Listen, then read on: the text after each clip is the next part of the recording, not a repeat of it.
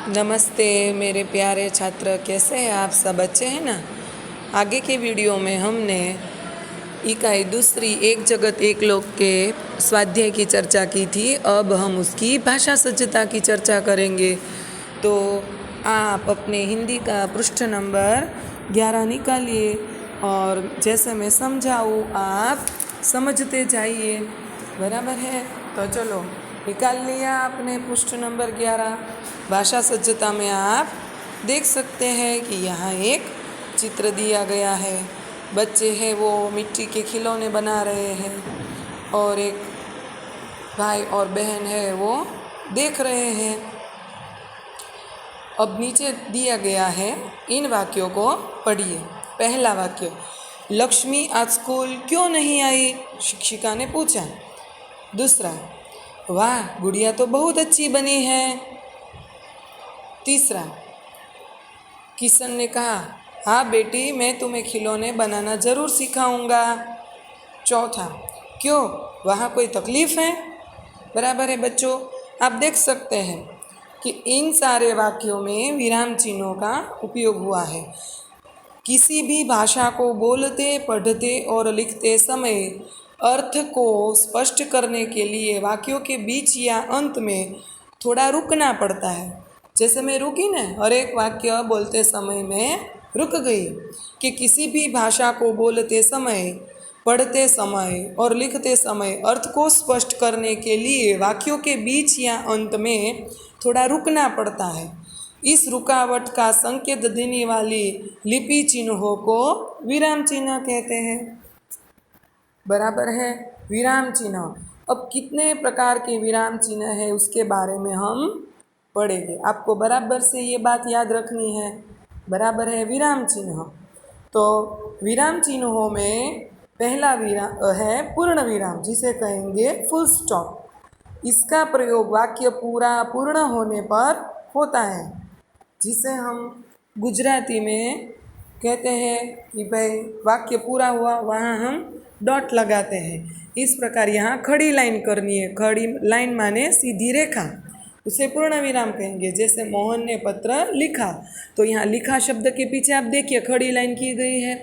उसके बाद है सीता स्कूल नहीं गई, तो उसकी गई के पीछे भी आप देख सकते हैं कि खड़ी लाइन है।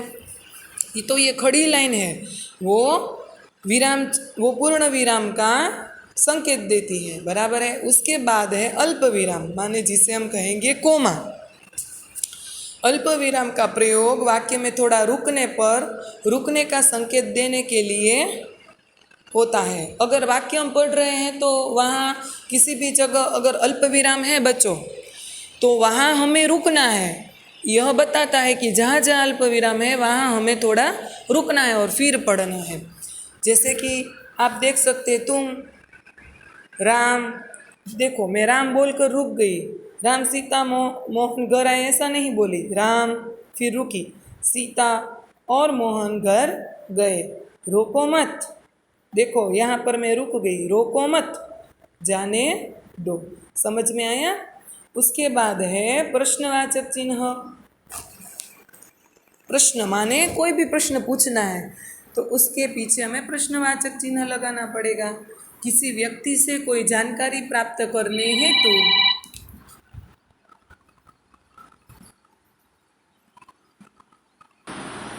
तो यहाँ पर प्रश्नवाचक चिन्ह है। किसी व्यक्ति से कोई जानकारी प्राप्त करने हेतु उपयोग में लिए जाने वाले वाक्य के अंत में प्रश्नवाचक चिन्ह लगाया जाता है।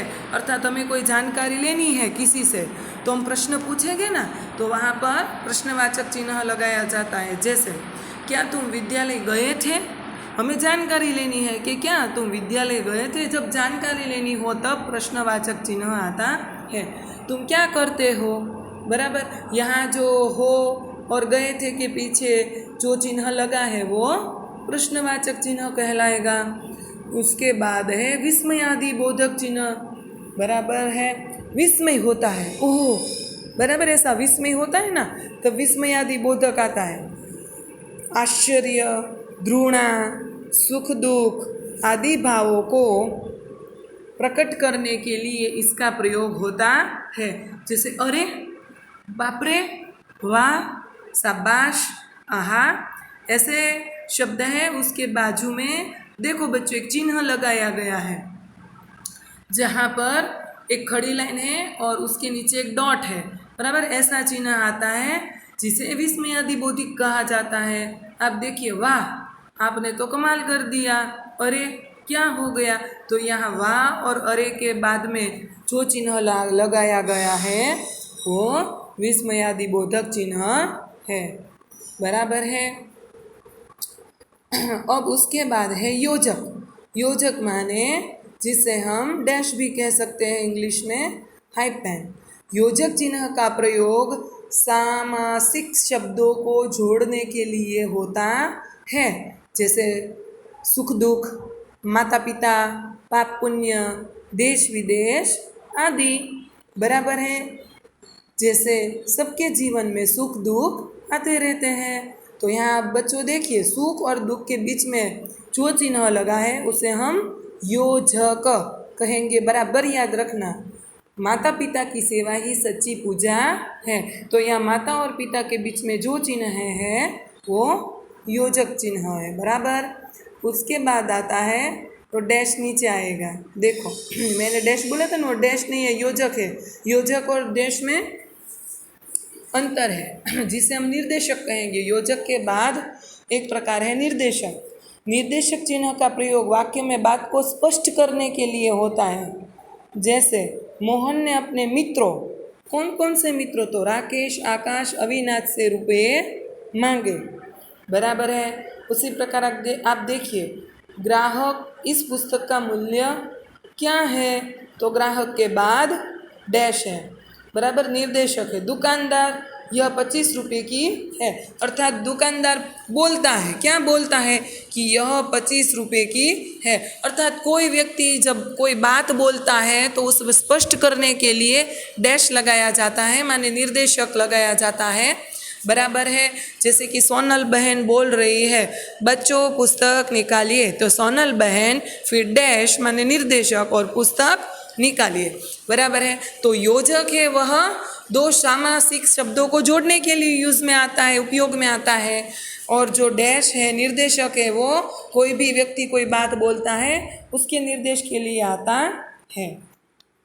उसके बाद है कोष्टक, जिसे हम कहेंगे ब्रैकेट, कोष्टक, और गुजराती में जिसे कहेंगे काउंस। किसी शब्द के अर्थ को स्पष्ट करने के लिए कोष्टक का प्रयोग होता है, जैसे अध्ययन, तो अध्ययन का अर्थ दूसरा अर्थ होगा पढ़ना, हर क्षेत्र में लाभ देता है। विरुद्धार्थी शब्द लिखिए, तो विरुद्धार्थी का दूसरा समानार्थी शब्द है विलोम, तो काउंस में यहाँ देखो कोष्टक में यहाँ लिखा गया है कि विलोम, बराबर। तो कोष्टक का अर्थ होगा काउंस, गुजराती में जिसे हम काउंस कहते हैं उसे हिंदी में कोष्टक कहते हैं। उसके बाद आप देखिएगा अवतरण चिन्ह, बराबर है, अवतरण चिन्ह। तो अवतरण चिन्ह में भी दो प्रकार है, इकहरा और दुहरा। इकहरा में एक चिन्ह होगा अवतरण चिन्ह, और दुहरा में दो अवतरण चिन्ह हो गए। इकहरा पहले पढ़ते हैं। इकहरा में जब वाक्य शुरू होता है तब ऊपर एक होता है बाई ओर, और जब वाक्य पूरा होता है तब दाई ओर एक आता है इकहरा। इकहरे अवतरण चिन्ह का प्रयोग किसी के उपनाम, रचना या पुस्तक के शीर्षक आदि को उद्धृत करने के, उद्धृत माने बताने के लिए करते समय किया जाता है। जैसे समझदार नन्ही पाठ के लेखक हैं शंकर सुल्तानपुरी, तो देखिए यहाँ समझदार नन्ही वो एक शीर्षक है ना, हमारी इकाई का एक शीर्षक है, तो उसे दिखाने के लिए इकहरा अवतरण चिन्ह उपयोग में आता है। सूर्यकांत त्रिपाठी का उपनाम है निराला, बराबर है, तो निराला शब्द है, इसे भी बताने के लिए आप देख सकते हैं कि यहाँ इकहरा जो अवतरण चिन्ह है उसका उपयोग किया गया है। अब दोहरा अवतरण चिन्ह, दोहरा में दो चिन्ह आएंगे। कोई व्यक्ति अगर बोलता है, कुछ कथन करता है, तो उसे बताने के लिए दोहरे अवतरण चिन्ह का प्रयोग होता है। किसी व्यक्ति के कथन को मूल रूप से उद्धृत करने के लिए दोहरे उद्धरण चिन्ह का उपयोग किया जाता है। जैसे महात्मा गांधी जी ने कहा है कि, फिर यहाँ पर कौन सा है, तो भी निर्देशक क्या कहा है, प्रार्थना ही आत्मा की खुराक है। तो ये पूरा वाक्य बताने के लिए बच्चों यहाँ प्रार्थना आत्मा की खुराक है, तो प्रार्थना से पहले आप देख सकते हैं बाईं ओर कि प्रार्थना के पहले दो अवतरण चिन्ह ऊपर किए गए हैं और आत्मा की खुराक है वहाँ है के बाद वहाँ जब हमने पूर्ण विराम किया उसके बाद पूर्ण विराम के बाद दो चिन्ह लगाए गए हैं। बराबर है बच्चों। तो यहाँ पर जो दाईं ओर दो अवतरण चिन्ह लगाए गए तो ये है दोहरे अवतरण चिन्ह। बराबर है।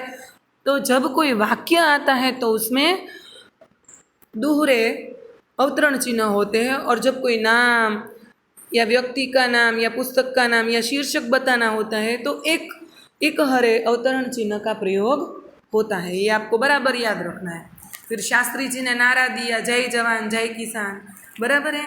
इस प्रकार यहाँ आप दोहरे अवतरण चिन्ह देख सकते हैं। इन वाक्यों में बच्चों आप देखिए कि एक ही वाक्य में कई अवतरण चिन्हों के प्रयोग हुए, कई चिन्हों के प्रयोग हुए हैं। जैसे आप देख सकते हैं कि महात्मा गांधी जी ने कहा है कि, तो की के बाद जो है वो निर्देशक है, फिर दोहरे अवतरण चिन्ह है, और बाद में आप देख सकते हैं कि जहाँ वाक्य पूरा हुआ है वहाँ पूर्ण विराम का चिन्ह है।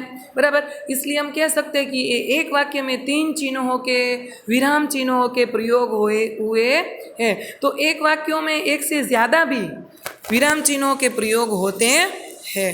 बराबर है बच्चों। यहाँ तक समझ में आ गया।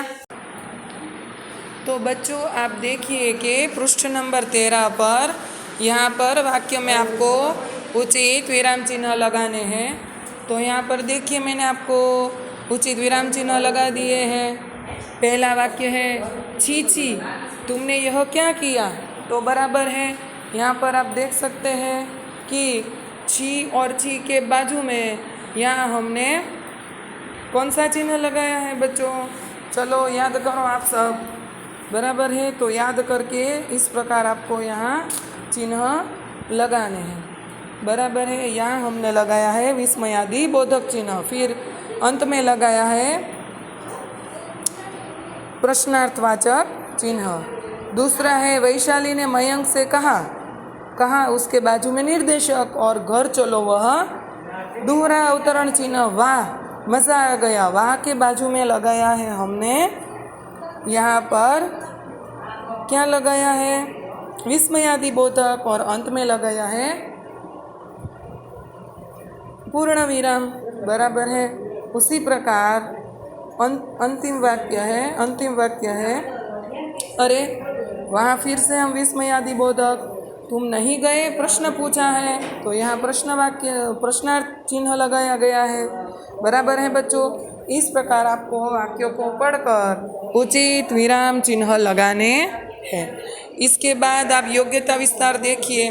चित्र में आपको रंग भरने हैं और प्रकृति के बारे में चर्चा करनी है। तो यहाँ आपको चित्र में रंग भरने हैं। बराबर है बच्चों। अच्छी तरीके से आप रंग भरना। बराबर। और सुंदर चित्र बनाना। यहाँ पर तालाब का चित्र दिया गया है, पहाड़ है, बराबर छोटा सा गांव दिखाई दे रहा है। अब हम नीचे देखेंगे पृष्ठ नंबर 14 पर कि निम्नलिखित कविता का गान करवाइए।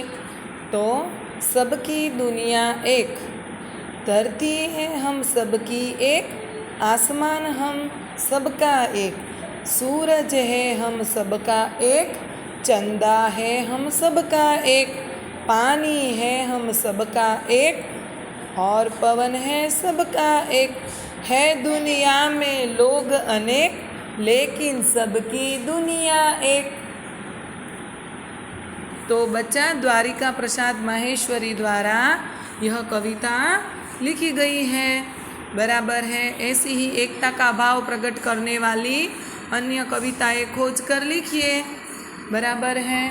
दीपावली, ईद, पतेती, क्रिसमस जैसे त्योहारों के बारे में अपने भाई बहनों से, माता पिता से जानिए।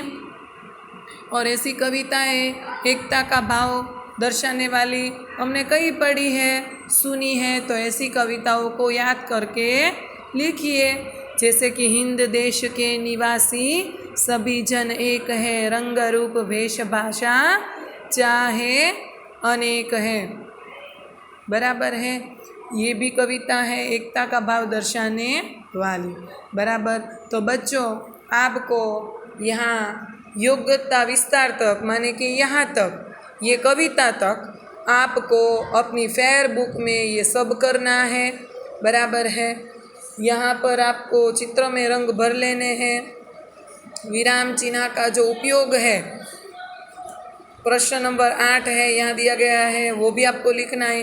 ये सारे विराम चिन्ह है वो आपको अपनी फेयर बुक में लिखने हैं। माने भाषा सज्जता आपको पूरी अपनी फेयर बुक में करनी है। बराबर है बच्चों, ये आपका होमवर्क हुआ।